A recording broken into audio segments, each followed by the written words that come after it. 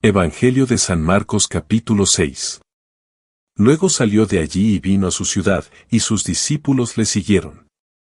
El sábado, Jesús comenzó a enseñar en la sinagoga, y muchos que lo oían se maravillaban, diciendo, ¿de dónde viene todo esto?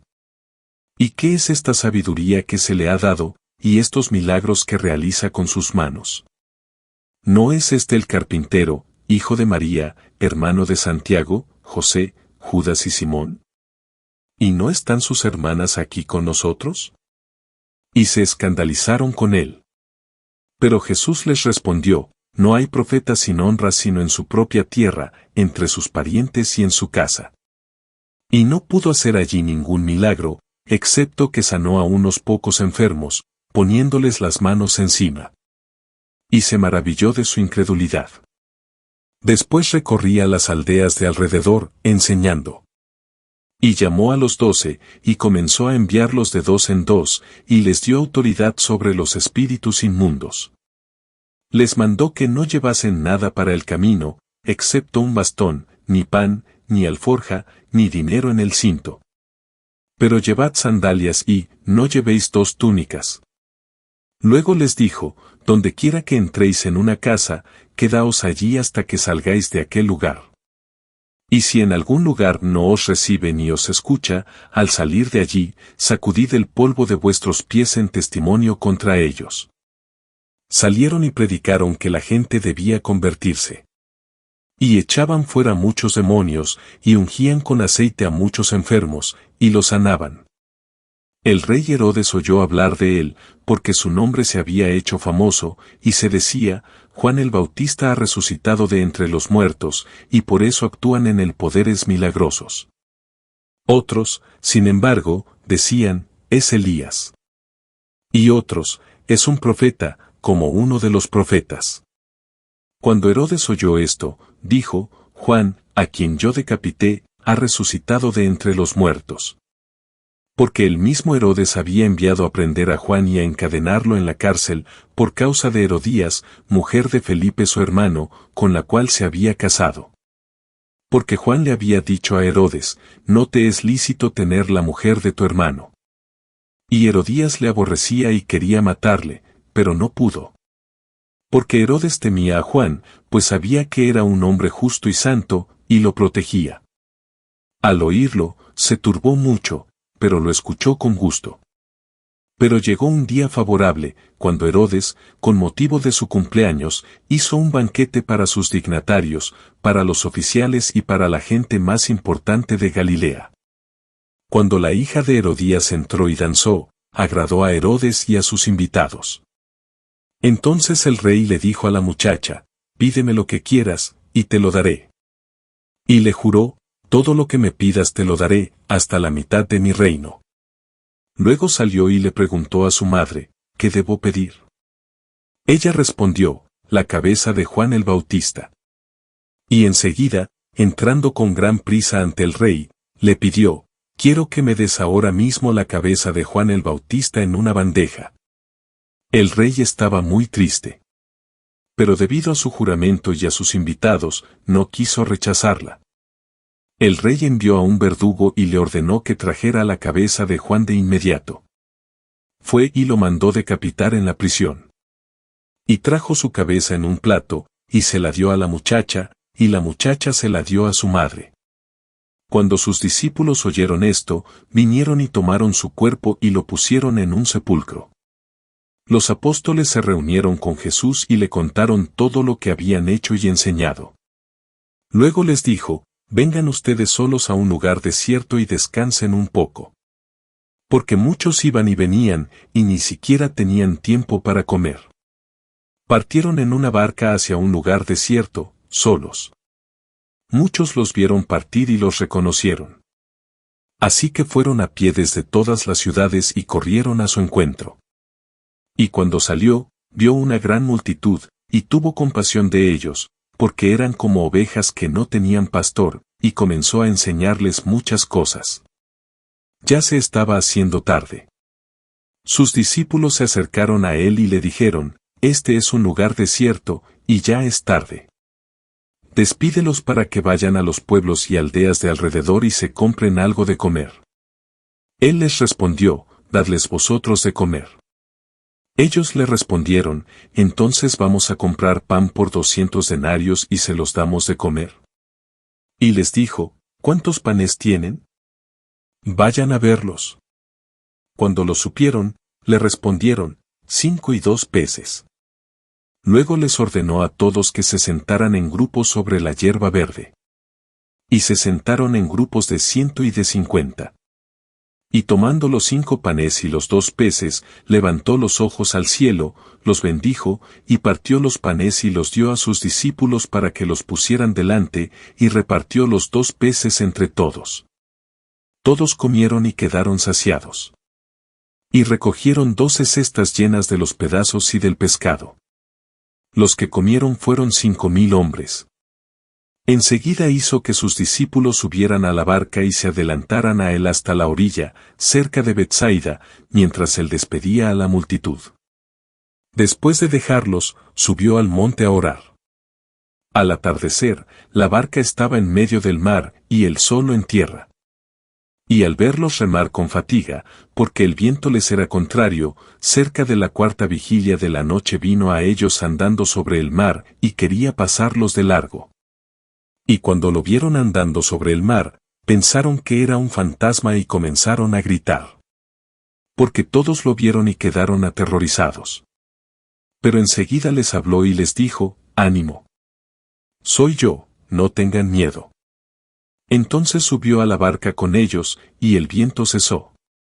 Porque no habían entendido lo de los panes, sino que sus corazones estaban endurecidos.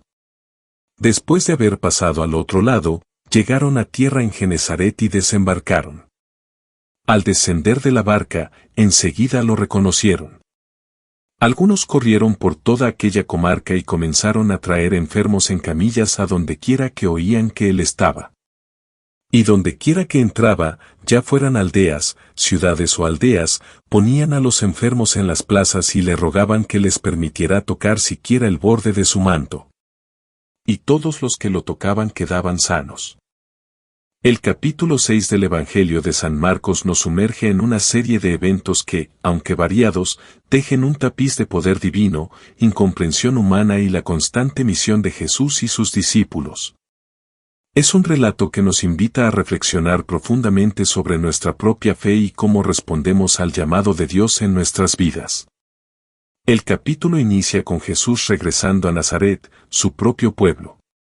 Lo que esperaríamos fuera un recibimiento triunfal, se convierte en un escenario de rechazo e incredulidad. La gente lo conoce, pero no lo reconoce. Ven al hijo del carpintero, no al Mesías. Su familiaridad se convierte en un obstáculo para la fe, limitando el poder de Jesús para obrar milagros en medio de ellos. Este es un recordatorio impactante de cómo nuestras propias expectativas y prejuicios pueden cerrarnos a la acción de Dios. Inmediatamente después, Jesús envía a sus discípulos de 2 en 2. Les da autoridad sobre los espíritus inmundos y les instruye a ir ligeros de equipaje, confiando plenamente en la providencia. Este es un llamado a la acción despojada y a la confianza radical. Ellos salen, predican el arrepentimiento, expulsan demonios y curan enfermos. Es una muestra de que el poder de Jesús no se limita a él, sino que se delega a quienes confían y obedecen. Es un llamado a cada uno de nosotros a tomar nuestra parte en la misión. Luego, la narrativa se detiene en la trágica historia de Juan el Bautista. Su martirio, orquestado por la debilidad de un rey y la malicia de una mujer, es un sombrío recordatorio de la persecución que a menudo acompaña a la verdad y a la justicia. Juan, el precursor, cumple su misión hasta el final, un modelo de fidelidad inquebrantable. Volviendo a Jesús y sus apóstoles, el capítulo nos relata el milagro de la multiplicación de los panes y los peces. Cansados y con hambre después de su misión, Jesús los invita a un lugar desierto. La multitud los sigue y, ante la necesidad, Jesús desafía a sus discípulos, ¿cuántos panes tenéis? Con solo 5 panes y 2 peces, Jesús realiza un banquete para miles, dejando abundancia. Este milagro no es solo sobre la provisión material, es sobre la capacidad ilimitada de Dios para saciar nuestras necesidades cuando ponemos lo poco que tenemos en sus manos. Y la importancia de la compasión que mueve a Jesús a alimentar a la multitud. Nos enseña que la solución a los grandes problemas no siempre viene de grandes recursos, sino de poner lo que tenemos, por poco que sea, al servicio del plan de Dios. Finalmente, el capítulo culmina con Jesús caminando sobre el agua en medio de una tormenta. Los discípulos, aterrados, lo confunden con un fantasma. Jesús, con su serenidad característica, les dice: «Ánimo, soy yo. No tengáis miedo». Este episodio refuerza la idea de la presencia constante de Jesús en nuestras tormentas, invitándonos a no temer, incluso cuando las circunstancias parecen imposibles y cuando nuestra vista nos engaña. Luego, al llegar a Genezaret, vemos una vez más la fe de la gente que, con solo tocar el borde de su manto, encontraba sanación, demostrando que su poder está siempre disponible para aquellos que creen. Llamado a la acción. El capítulo 6 de San Marcos es un viaje que nos confronta con la realidad de nuestra limitada visión y la ilimitada capacidad de Dios. Nos muestra que el rechazo, la persecución, la escasez y el miedo son parte de la experiencia humana, pero que la respuesta divina es siempre el poder, la compasión y la provisión. Nos desafía a mirar más allá de lo que conocemos, como la gente de Nazaret, a salir ligeros de equipaje confiando en su providencia, como los discípulos enviados, a no temer ante las tormentas. Como los discípulos en la barca, y a poner lo poco que tenemos en sus manos para que Él lo multiplique, como los panes y los peces. La conclusión es clara: la fe no es la ausencia de desafíos, sino la convicción de la presencia y el poder de Jesús en medio de ellos. Él nos llama a ser agentes de su amor y su poder, a pesar de nuestras limitaciones y los obstáculos del mundo. ¿Estamos limitando el poder de Jesús en nuestras vidas por nuestra familiaridad o nuestra incredulidad? ¿Estamos dispuestos a salir, ligeros de equipaje, a ser instrumentos de su misión en nuestra comunidad? ¿O nos dejamos paralizar por el miedo ante las tormentas que enfrentamos como individuos o como sociedad? Este capítulo nos grita: deja que Jesús multiplique lo poco que tienes. Permite que Él camine sobre las aguas de tus miedos. Atrévete a tocar su manto con fe. Hoy, te invito a abrir tus ojos y tu corazón.